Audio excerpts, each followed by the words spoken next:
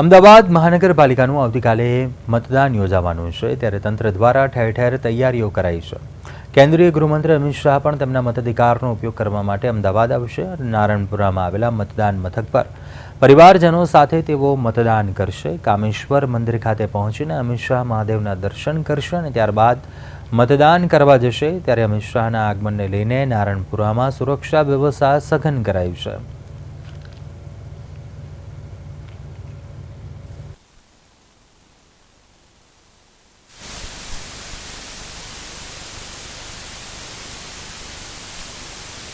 ત્યાં વોટિંગ કરવા પૂરા પરિવાર સાથે અહીંયા પહોંચવાના છે. હું કેમેરાનો કહીશ કે અહીંયા જે દ્રશ્યો બતાવવામાં આવે, કારણ કે નારણપુરા સબ ઝોનલ ઓફિસ જે છે તેના જે મ્યુનિસિપલ કોર્પોરેશન જે છે ત્યાં અહીંયા જે છે તે વોટિંગ કરવા આવવાના છે.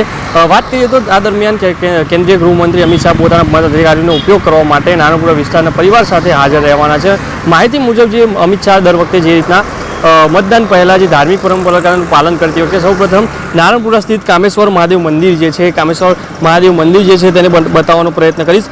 ખાતે ભગવાનના દર્શન કરીને પૂજા અર્ચના કરશે અને ત્યારબાદ તેઓ પોતાના પરિવાર સાથે જે છે તે વોટિંગ કરવા અંદર નારણપુરા સબ ઝોનલ ઓફિસ છે ત્યાં પહોંચવાના છે. એમાં પોલીસ સ્ટેશન વિશેષ બંદોબસ્ત પણ ગોઠવવામાં આવ્યો છે અને સ્થાનિક પ્રશાસન સંપૂર્ણ રીતે સતર્ક છે. મતદારો પણ ઘટનાને લઈને ખાસ ઉત્સાહ જોવા મળી રહ્યો છે. આવતીકાલે યોજનારી ચૂંટણીમાં વધુમાં વધુ મતદાન થાય તે માટે પ્રશાસન પણ દ્વારા પણ મતદારોને જાગૃત કરવામાં આવી રહ્યા છે. ચૂંટણીને લઈને સમગ્ર શહેરમાં લોકશાહીનો ઉત્સવ જોવા મળી રહ્યો છે. તમે જે દ્રશ્યો જોયા તે નારણપુરા સબ ઝોનલ ઓફિસના છે. અહીંયા આવતીકાલે જે છે તે અમિત શાહ જે ગૃહમંત્રી છે તે તેમના પરિવાર સાથે જે તે અહીંયા વોટિંગ કરવા આવવાના છે.